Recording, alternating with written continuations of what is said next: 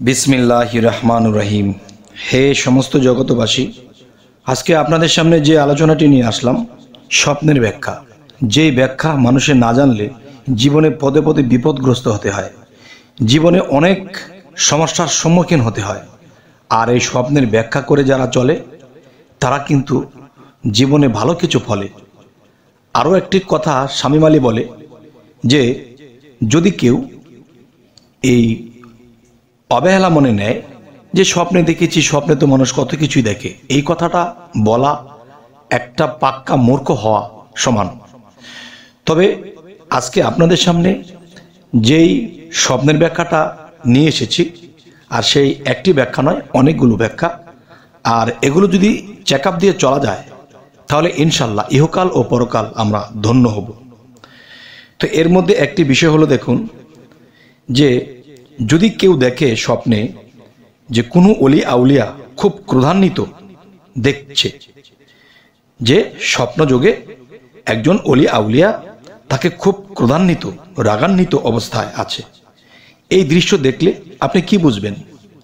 অবশ্যই বুঝবেন যে এই দৃশ্যটি দেখলে বুঝবেন পাপ মুক্তি ও তওবা করবেন ইনশাআল্লাহ।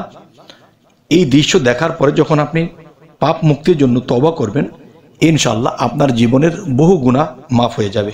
আরও একটি বিষয় হলো যে কোনো অলি আউলিয়াকে যদি কেউ হিসেব মিলাইতে দেখে বা কোনো হিসেব কিতাব করতেছে, তাহলে আপনি ঘুম থেকে উঠে আপনি কি ভাববেন, কি বুঝবেন?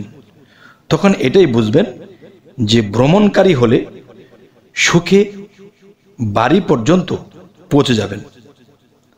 এবং কি এটাও হতে পারে যে আপনার বাড়িঘর প্রত্যাবর্তন হতে পারে এবং আনন্দময় লাভ করবেন।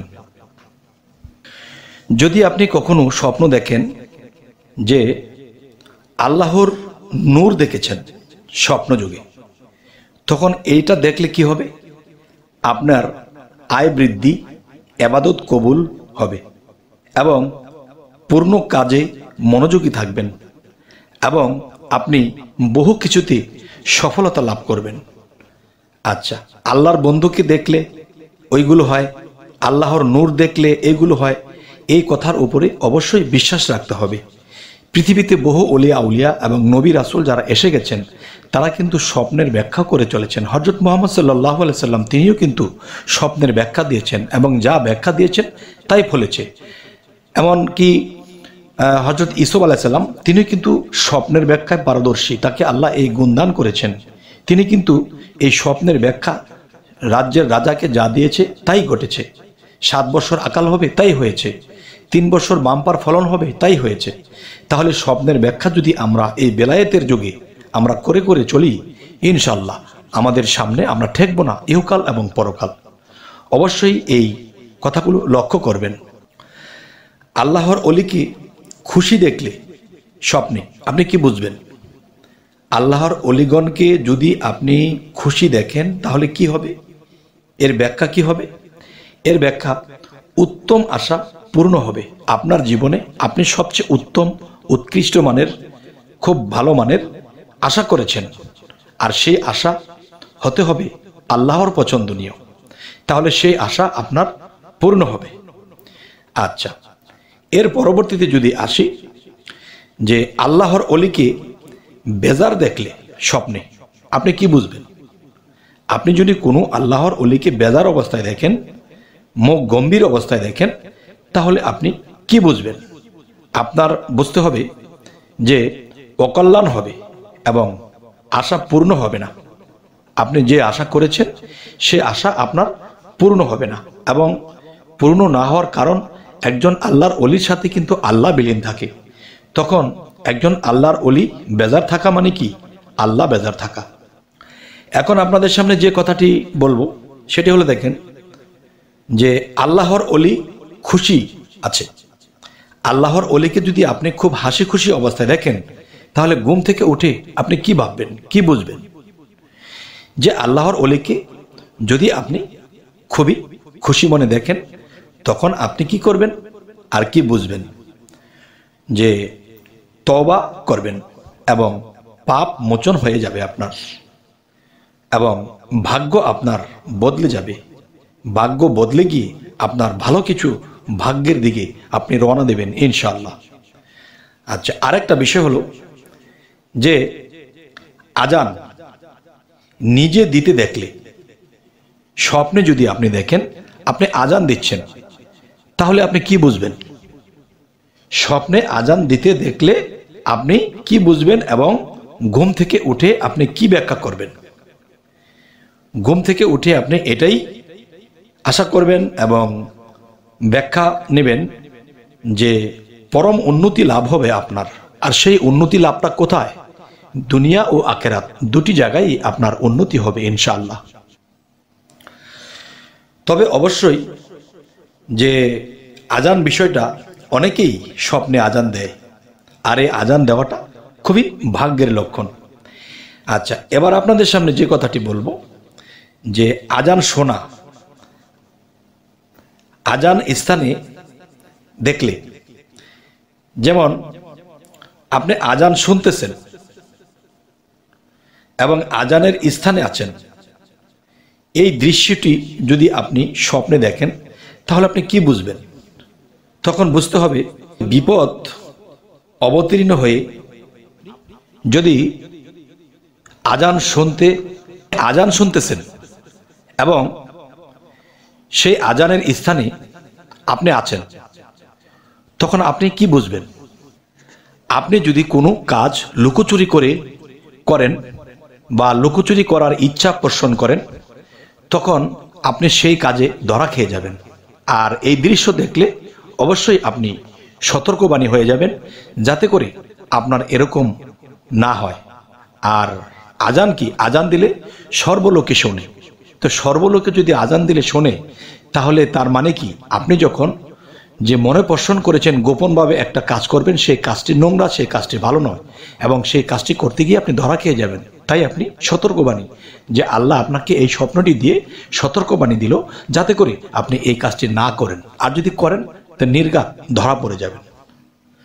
তবে আজকে আপনাদের সামনে এই আলোচনাগুলো করার উদ্দেশ্য এটাই যে মানুষ স্বপ্ন জিনিসটাকে অবহেলা করে চলে যায়, যার ফলে মানুষ ধরা খেয়ে যায় এবং অসম্মানী হয়। তখন এমন একটা পর্যায়ে চলে যায়, সে ধরা খেয়ে মান সম্মান হারিয়ে শেষে আর বাঁচতে ইচ্ছা করে না। কেন? আল্লাহ তো আমাদেরকে অবশ্যই ইঙ্গিত দিচ্ছে। সেই ইঙ্গিত যদি আমরা না বুঝে চলি, তাহলে আমরাই তো বিপদগ্রস্ত। আচ্ছা, আজান মসজিদে দিতে দেখলে আপনি কি বুঝবেন?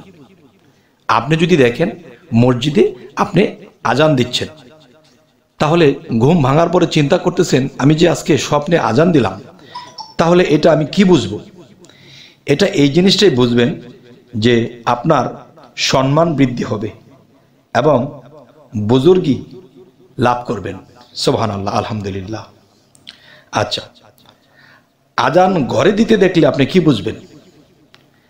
আপনি যদি দেখেন ঘরের মধ্যে আজান দিচ্ছেন, তাহলে আপনি কি বুঝবেন?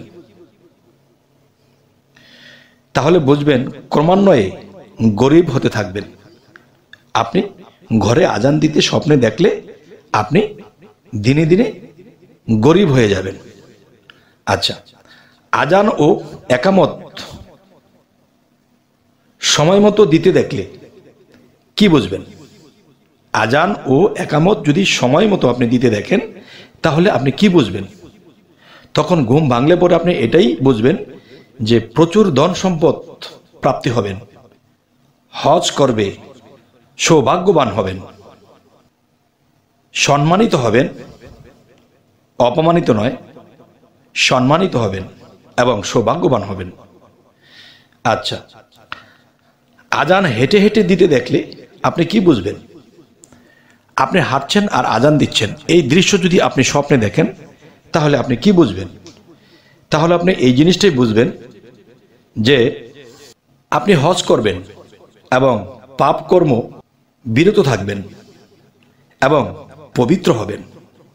তবে হে সমস্ত জগতবাসী, আজকে আপনাদের সামনে যে আলোচনাটি নিয়ে এসেছি, অবশ্যই কারো জীবনে এরকম ঘটনা ঘটে, আর এই ব্যাখ্যাগুলো যদি আপনারা জেনে রাখেন, ইনশাআল্লাহ আমরা সামনে আগে পিছে এবং পুলসিরাতে এবং হাসরের ময়দানে আমরা কখনোই বিপদগ্রস্ত হব না। এই দুনিয়াতে যে নিরাপদ সেখানেও সে নিরাপদ, এখানে যে চরিত্রবান সেখানেও সে পবিত্র এবং চরিত্রবান।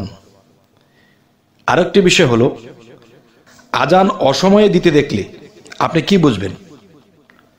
আজান অসময়ে দিতে দেখলে আপনি দেখবেন যে আপনি কারো কাছে সামাজিকভাবে কারো কাছে আপনি লাঞ্ছিত বঞ্চিত হবেন, অবিচারীর কাছে লাঞ্ছিত বঞ্চিত হবেন।